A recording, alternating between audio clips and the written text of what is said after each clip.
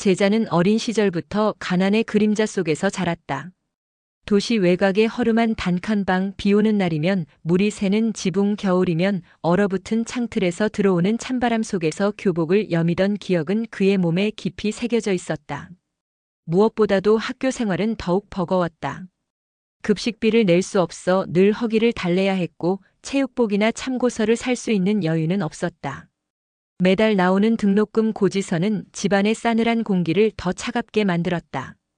그런 제자의 사정을 가장 먼저 알아차린 이는 담임 선생님이었다. 묵묵히 아이들의 출결을 확인하고 성적표를 정리하던 그 교사는 제자의 눈빛에서 무언가를 읽어냈다.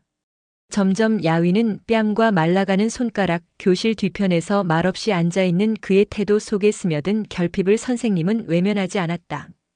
선생님은 조용히 행동에 나섰다. 아무런 대가도 기대하지 않은 채 제자의 급식비와 등록금을 자신이 마련한 장학회 명목으로 대신 납부했다. 심지어 방과 후에는 참고서를 손에 들고 조용히 제자의 곁에 다가와 수학 문제를 함께 풀어주고 기말고사가 끝난 뒤에는 따뜻한 도시락을 건넸다. 주변에는 단 한마디도 알리지 않았다. 단지 한 사람의 인생이 무너지지 않기를 바라는 마음 하나뿐이었다. 그런 도움 속에서 제자는 마침내 고등학교를 졸업하고 수험생 시절 내내 꿈꿔온 대학교의 법학과에 입학할 수 있었다. 이후 그는 학문에 정진했고 사법시험을 통과하여 변호사 자격을 얻게 되었다. 짧지 않은 시간 동안 그는 끊임없이 노력하며 사회적으로 인정받는 법조인이 되었고 이제는 크고 작은 사건들을 해결하며 다수의 기업을 상대하는 위치에 올랐다. 수년이 흐른 어느 봄날 제자는 조용히 시간을 내어 옛 스승을 찾았다. 퇴직 후 작은 도서관에서 일하고 있다는 소식을 어렵게 듣고 그는 직접 식사 자리를 마련했다. 도심 외곽의 한정식집, 정갈하게 차려진 상 위에 따뜻한 국물과 정성스러운 반찬이 놓인 자리였다. 제자는 여전히 검은 정장을 차려입고 있었고 선생님은 시간이 흘러 하얗게 바랜 머리칼과 주름진 손을 숨기지 못한 채 앉아 있었다. 식사 자리에서 제자는 조용히 고개를 숙였다. 선생님의 얼굴을 정면으로 바라보며 어린 시절 자신의 손을 잡아주었던 은혜를 아직도 잊지 않고 있다고 말했다. 그 순간 그의 목소리는 떨렸고 눈가에는 눈물이 고였다. 그는 선생님께 아파트를 마련해드리고 싶다고 말했다. 더는 바닥이 차가운 방에서 지내시지 않기를 바란다고 은혜를 갚을 수 있는 기회를 달라고 했다. 그러나 선생님은 정중히 고개를 저었다. 아이들에게 가르침을 주는 것은 교사의 본분이라며 자신은 그저 할 일을 했을 뿐이라고 말했다. 그러나 제자는 멈추지 않았다. 이미 모든 계약은 진행되었으며 주소는 선생님의 지인에게서 어렵게 알아낸 것이라고 밝혔다. 며칠 뒤 선생님은 비서로부터 전달된 서류와 열쇠 꾸러미를 통해 그 사실을 확인하게 되었다. 도심과 가까운 위치에 있는 아담한 아파트였다. 햇살이 잘 들고 엘리베이터가 설치된 신축 건물, 근처에는 공원과 병원이 있어 노후를 지내기에 부족함이 없었다. 그 순간 선생님의 눈가에도 이슬이 맺혔다. 더 이상은 거절할 수 없는 깊은 정성과 기억이 거기에 담겨 있었다. 제자는 오랜 시간이 지나서야 선생님이 자신에게 남겨준 가장 큰 가르침이 단지 교과서 안의 지식이 아니었다는 것을 알았다. 그것은 가난과 상처 속에서도 사람을 살릴 수 있는 따뜻한 마음이었다. 그날 이후로도 그는 언제나 스스로를 가르침의 빚을 진 사람이라 생각하며 살아갔다. 그리고 그 빚을 세상에 갚는 일을 결코 멈추지 않았다. 제자가 마련한 아파트에 입주한 뒤 선생님의 일상은 조용히 변화를 맞이했다. 오랜 세월 낡은 집에서 불편함을 감수하며 살아왔던 그에게 따뜻한 물이 항상 나오는 욕실과 단단한 마룻바닥, 바람이 새지 않는 창문은 생소하면서도 새로운 안정을 가져다 주었다. 무엇보다도 새벽녘에 이불을 여미지 않아도 되는 아늑함이란 가난한 시절을 통과해온 사람에게는 그 자체로 큰 선물이었다. 선생님은 여전히 검소하게 살았다. 아파트는 깨끗하게 정리되어 있었고 창가에는 직접 기른 화분들이 자리를 잡았다. 책장에는 학생들에게 나누어 주었던 자습서와 교직 시절의 자료들이 고스란히 남아 있었다. 그는 새벽이면 동네 도서관에 가서 신문을 읽고 오후에는 산책을 하며 계절의 변화를 살폈다. 변화된 환경 속에서도 그는 과거의 자신을 잊지 않았고 더욱 조용하고 성숙한 방식으로 세상과 관계를 맺고자 했다. 그 무렵 제자는 자주 선생님을 찾아오진 않았다. 자주 찾아뵙는 것이 오히려 부담이 될까 염려했기 때문이다. 그러나 명절이나 계절이 바뀌는 무렵이면 잊지 않고 손편지와 소박한 선물을 보냈다. 편지에는 늘 같은 문장이 적혀 있었다. 당신이 아니었더라면 지금의 나는 없었을 것이라고. 선생님은 그 문장을 볼 때마다 조용히 미소 지었다. 자신이 했던 선택이 하나의 생을 살리는 데 기여했다는 사실은 교사로서 누릴 수 있는 가장 숭고한 보람이었다. 그는 더 이상 교단에 서 있지 않았지만 여전히 한 제자의 마음속에 살아있는 스승이었다.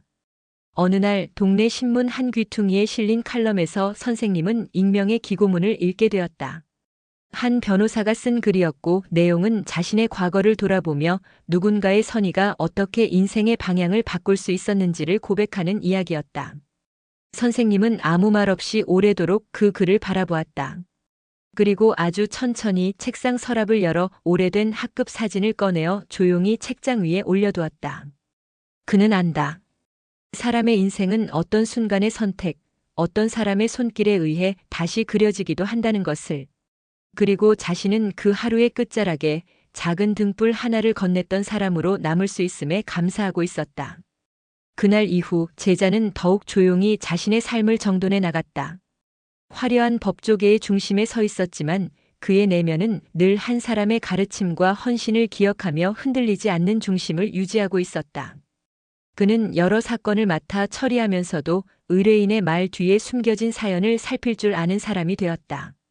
어린 시절의 고단함과 그 고단함 속에서 건네받은 따뜻한 손길은 그를 단순한 변호사가 아닌 인간을 깊이 이해하는 조력자로 성장시켰다. 시간이 흐를수록 그는 사회적으로도 큰 신뢰를 받았다. 방송에 출연하거나 강연 요청을 받는 일이 잦아졌고 법률 자문을 구하는 기관도 많아졌다. 그러나 그는 늘 낮은 목소리로 자신을 설명했다. 어린 시절의 가난과 누군가의 조용한 도움, 그리고 그로 인해 살아난 자신을 이야기했다. 그리고 그 이야기의 끝에는 반드시 한 사람의 이름을 올리지 않은 채 스승이라 불리는 존재에 대한 깊은 감사를 적었다. 그의 사무실 한쪽 벽에는 액자가 걸려 있었다.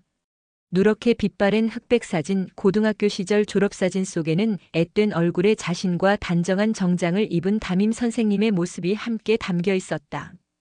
누구에게도 그 사진의 의미를 길게 설명하지 않았지만 그 사진을 바라보는 제자의 눈빛은 언제나 한결같았다. 복잡한 하루 속에서도 그는 그 사진 앞에 잠시 멈춰서서 마음을 가다듬곤 했다. 한편 선생님의 삶도 조용하게 흘러갔다. 새로운 아파트에서의 생활은 어느새 익숙해졌고 동네의 이웃들과도 소박한 인연을 이어갔다. 노년의 고요함 속에서도 그는 여전히 책을 읽고 손글씨로 무언가를 기록하며 하루를 채워나갔다. 제자가 보낸 손편지는 책장 아래 서랍에 한 통도 빠짐없이 모여 있었고 편지지의 구김마저도 선생님에게는 소중한 기억의 자락이었다. 어느 해 겨울 제자는 법무법인의 연말 기부 행사를 조용히 준비하며 한 가지를 추가했다. 자신의 이름으로 된 장학재단 설립이었다. 그 이름을 따로 드러내지 않았고 수혜 대상은 자신처럼 어려운 환경에서도 학업을 이어가고자 하는 고등학생들이었다.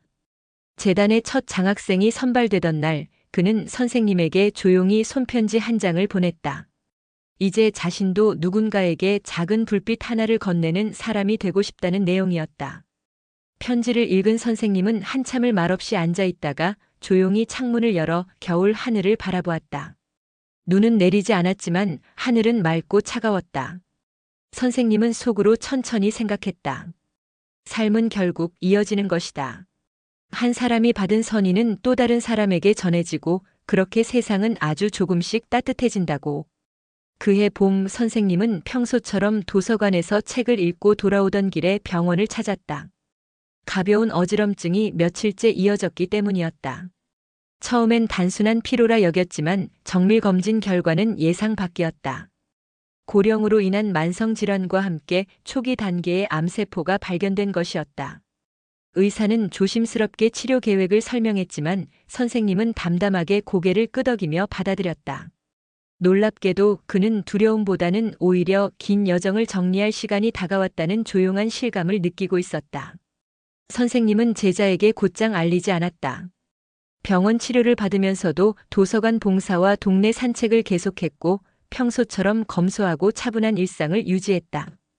그에게 가장 중요했던 것은 갑작스러운 이별이 아니라 남은 시간을 어떻게 마무리하느냐는 점이었다. 그는 책상 위에 정리되지 않은 원고들을 묶고 벽장 깊숙이 넣어두었던 교직 시절의 기록을 다시 꺼내어 하나하나 손질했다. 작은 메모지에 남긴 글귀와 사진들에는 수십 년 전 교실의 따뜻한 공기와 아이들의 웃음소리가 묻어 있었다. 그러나 병세는 생각보다 빠르게 진행되었다. 계절이 여름을 향해 달려갈 무렵 선생님은 조용히 제자에게 편지를 보냈다. 오래도록 고마웠으며 자신의 삶의 가장 큰 기쁨은 그를 통해 가르침이 다시 세상으로 흐르고 있다는 것을 실감할 수 있었던 시간들이었다는 내용이었다. 덧붙여 치료가 쉽지 않다는 사실도 짧게 적혀 있었다. 편지를 받은 제자는 즉시 병원을 찾았다. 이미 병상에 누운 스승은 여전히 단정한 모습이었다. 병실 창가에는 햇살이 들고 있었고 창틀에는 제자가 예전 선물로 보냈던 화분이 조용히 놓여 있었다. 제자는 말없이 그 곁에 앉아 손을 잡았다. 병실에는 고요함이 감돌았고 시간은 마치 멈춰 있는 듯 느껴졌다. 며칠 뒤 선생님은 조용히 눈을 감았다. 장례식은 소박하게 치러졌고 유족이 없었던 관계로 제자가 모든 절차를 정성껏 준비했다. 선생님의 유언장에는 하나의 문장이 남겨져 있었다. 가르침이 흘러간 자리마다 사람의 온기가 남길 바란다. 그 문장을 새긴 액자는 선생님의 책상 위에 있던 사진들과 함께 작은 기념관 한편에 전시되었다. 제자는 그곳을 종종 찾았다. 후배 법조인들과 장학생들에게도 그 이야기를 조심스레 들려주었고 스승이라는 존재가 한 사람의 삶에 어떤 뿌리가 될 수 있는지를 전하고자 했다.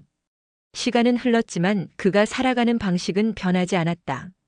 선생님의 마지막 시간까지를 함께한 제자는 이제 스스로 누군가의 삶의 빛이 되기를 바라는 또 다른 교사가 되어 있었다.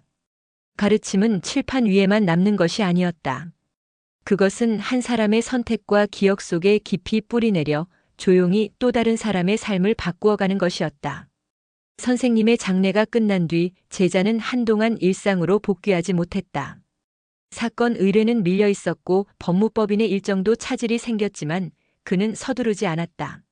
스승을 떠나보낸 마음은 쉽게 가라앉지 않았고 그 공백은 생각보다 깊고 넓었다. 밤이면 책상 앞에 앉아도 사건 기록 대신 오래된 편지들과 사진을 꺼내어 바라보는 시간이 많아졌다. 그렇게 며칠을 지나는 동안 그는 자연스럽게 스스로에게 하나의 결심을 다지게 되었다. 그는 선생님의 뜻을 기리는 장학재단을 정식 재단법인으로 확대하기로 했다. 기존의 몇몇 고등학생들을 지원하던 조용한 기부를 넘어서 전국의 저소득층 청소년들에게 장기적인 학업 기회를 제공하는 재단으로 재구성하고자 했다. 이름은 생전에 선생님이 남긴 마지막 문장을 따라 온기 장학재단으로 정했다. 준비는 꼼꼼히 이루어졌다. 법적 절차는 변호사로서 직접 처리했고 기금 마련과 투자 운용은 전문가들과의 협업을 통해 안정적으로 구성했다. 무엇보다 중요한 것은 지원 대상의 선정 기준과 후속 관리 체계였다. 그는 단순한 일회성 장학이 아니라 장학생들과의 정기적 만남, 학업 진로 상담, 심리적 지원까지 가능한 구조를 마련하고자 했다. 초기 장학생으로 선발된 이들은 대부분 어려운 형편 속에서도 학업에 대한 의지를 잃지 않은 청소년들이었다. 그들을 만나는 자리에서 제자는 자신의 이야기를 조심스럽게 풀어놓았다. 과거 자신도 끼니를 걱정해야 했던 시절이 있었고 누군가의 조용한 도움 덕분에 지금 이 자리에 설 수 있었다는 사실을 전했다. 그리고 그 도움은 한 사람이 다른 사람에게 건넨 등불처럼 이어질 수 있다는 것을 강조했다. 그의 이야기를 듣던 아이들의 표정에는 혼란과 놀라움, 그리고 미묘한 울림이 서려 있었다. 단순한 동정이 아닌 실존적 공감과 가능성의 메시지가 그들에게 전해지고 있었던 것이다. 이후 재단은 해마다 장학생을 배출하며 차근차근 성장해 나갔다. 제자는 공식 행사에 자주 나서진 않았지만 매년 장학생들에게 직접 쓴 편지를 전달했다. 편지에는 언제나 같은 문장이 반복되었다. 지금 당신의 곁에 말없이 당신을 믿는 사람이 있다는 것을 잊지 마십시오. 몇 해가 흐른 어느 날 재단의 첫 기수 장학생 중 한 명이 국내 의대를 졸업하고 병원에 인턴으로 발령받았다는 소식이 전해졌다. 그는 제자에게 손편지를 보내와 어린 시절 배고픔을 참으며 공부하던 자신에게 처음으로 사람의 온기를 느끼게 해준 재단의 존재가 어떤 의미였는지 고백했다. 제자는 그 편지를 읽고 오랜 시간 말없이 창밖을 바라보았다. 계절은 봄으로 접어들고 있었고 벚꽃이 거리마다 흩날리는 시기였다. 그는 알았다. 스승의 가르침은 그날로 끝나지 않았다는 것을. 그것은 이제 다른 이름과 얼굴로 세상 어딘가에서 다시 살아가고 있었다. 조용하고도 끈질기게 사람과 사람 사이를 이어주는 온기의 형상으로. 몇 해 뒤 온기 장학재단은 사회적 인지도를 높여가며 교육 분야의 모범 사례로 자리매김하게 되었다. 언론은 재단을 단순한 기부단체가 아니라 인생을 바꾸는 구조적 동반자로 묘사했고 여러 기관과 학교에서도 장학생 연계를 요청해왔다. 그러나 제자는 늘 조용히 뒷자리를 지켰다. 그의 바람은 명예가 아니라 스승이 남긴 가르침을 실천하는 일이었기 때문이다. 그는 여전히 사건을 맡고 법정을 오갔지만 삶의 중심은 어느새 바뀌어 있었다. 그의 일정표에는 피고인이나 증인의 이름만이 아니라 장학생 면담 일정과 상담 프로그램 회의, 학교 방문 계획 등이 함께 기록되어 있었다. 그의 직업은 변호사였지만 그의 정체성은 점차 기억을 실현하는 사람으로 바뀌고 있었다. 해마다 봄이면 재단은 장학생들을 위한 수련회를 열었다. 이름 없는 작은 산사나 시골 학교에서 진행되는 그 자리에는 화려한 무대도 언론의 조명도 없었지만 한 사람의 이야기가 또 다른 사람의 길을 여는 공간으로 깊게 남았다. 제자는 이 자리에서 오직 한 번 스승에 대해 직접 언급한 적이 있었다. 누구도 이름을 묻지 않았지만 모든 이가 그 존재를 느낄 수 있었다. 그날 이후로 장학생들 중 일부는 다시 그 길을 따르기 시작했다. 의대생은 농어촌 의료봉사를 시작했고 교대에 진학한 학생은 졸업 후 낙후된 지역의 분교를 지원하겠다고 다짐했다. 한때 가난과 절망을 견디던 아이들이 이제는 누군가에게 등불을 건네는 손이 되어 있었다. 그것은 단순한 선순환이 아니라 기억이 살아 움직이는 방식이었다. 어느 늦가을 제자는 한 통의 초청장을 받았다. 지방의 한 중학교에서 열리는 작은 기념식이었다. 그곳은 과거 스승이 마지막까지 봉사활동을 하던 지역이었고 마을 주민들이 십시일반으로 모금해 작은 도서관을 조성한 후 그 공간에 스승의 이름을 붙이기로 한 것이었다. 정기념문고. 그 이름 석자는 금박으로 새겨졌고 검소한 인생을 살았던 스승의 마지막 발자국이 마을 아이들에게 지식과 쉼터가 되어주고 있었다. 제자는 도서관 앞 벤치에 앉아 긴 시간을 보냈다. 책을 읽는 아이들의 웃음소리, 먼 데서 들려오는 바람소리, 그리고 마음 깊숙이 자리 잡은 스승의 목소리. 모두가 혼연일체가 되어 그를 감싸고 있었다. 그는 알았다. 진정한 가르침이란 살아있는 동안만 머무는 것이 아니라는 것을. 그것은 누군가의 삶에 스며들어 그 사람이 또 다른 삶을 지탱하게 만드는 방식으로 남는다. 그날 저녁 제자는 손에 작은 수첩을 들고 몇 줄의 문장을 남겼다. 한 사람이 남긴 온기가 또 다른 세상을 만든다. 나는 그 길의 일부였고 이제는 그 온기를 다음 사람에게 건넬 차례다. 글을 마친 그는 고요한 얼굴로 눈을 감았다. 가르침은 그렇게 다시 한 사람의 길 위에서 살아 숨쉬고 있었다. 그해 겨울 제자는 오랜 고민 끝에 변호사 업무에서 공식적으로 물러나기로 결정했다. 승소율 높은 변호사로서의 명성과 안정적인 수입은 여전히 유지되고 있었지만 그의 마음은 이미 다른 방향을 향하고 있었다. 수많은 사건을 해결하며 사회의 단면들을 마주했던 그는 이제 그 근본적인 문제들을 치유하는 일에 더 깊이 관여하고자 했다. 그것은 단지 법률적 판결이 아니라 교육과 돌봄 그리고 기억의 계승을 통해 이루어지는 더 근원적인 정의였다. 사무실에 간판을 내리고 법정의 문턱을 마지막으로 넘은 뒤 그는 일상 속의 작은 실천들에 더 많은 시간을 할애하기 시작했다. 도시 외곽의 한 초등학교에서 독서 멘토로 봉사를 시작했고 농촌 지역 아동센터에 정기적인 후원을 이어갔다. 한때 자신이 받았던 무언의 배려와 응원이 어떻게 사람을 바꾸는지를 누구보다 잘 알았기에 그는 그 선순환의 고리를 끊임없이 이어가고자 했다. 재단 또한 새로운 전환기를 맞이하고 있었다. 운영 규모는 전국 단위로 확장되었고 장학생들의 연령대도 고등학생에서 대학생, 취업준비생까지 넓어졌다. 재단의 이사진은 다양한 분야의 전문가들로 구성되었고 제자는 명예이사장으로 물러나 조용한 조언자로 남았다. 후배들이 운영을 주도하면서도 그는 중요한 순간마다 균형과 방향을 제시했다. 그가 은퇴 후 가장 자주 찾는 장소는 정기념문고였다. 그곳은 이제 단순한 도서관을 넘어 마을 주민들의 학습 공간이자 장학생들의 모임 장소로 기능하고 있었다. 계절마다 작은 강연과 전시가 열렸고 과거의 장학생들이 돌아와 경험을 나누는 자리가 마련되었다. 제자는 그 뒤편의 작은 독서 공간에 늘 같은 자리를 차지하고 앉아 있었다. 낡은 노트북과 수첩, 그리고 옆에 놓인 검은 펜 한 자루가 그의 동반자였다.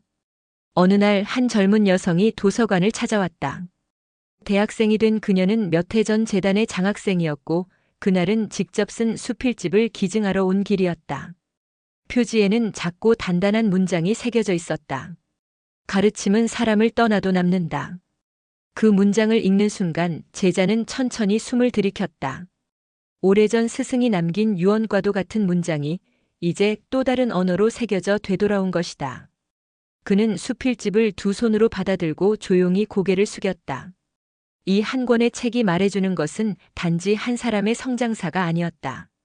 그것은 기억의 전승이자 온기라는 이름의 불씨가 꺼지지 않고 살아있다는 증거였다. 그날 밤 제자는 기록용 수첩의 마지막 장에 한 문장을 덧붙였다. 세월은 흘렀으나 스승의 가르침은 여전히 나를 살아있게 한다. 눈은 조용히 내리고 있었다. 세상은 여전히 바쁘고 시끄럽지만 한켠에는 아무도 주목하지 않는 조용한 불빛들이 누군가의 길을 밝혀주고 있었다. 그리고 제자는 그 불빛 중 하나가 될 수 있었음에 고요한 감사를 느끼고 있었다.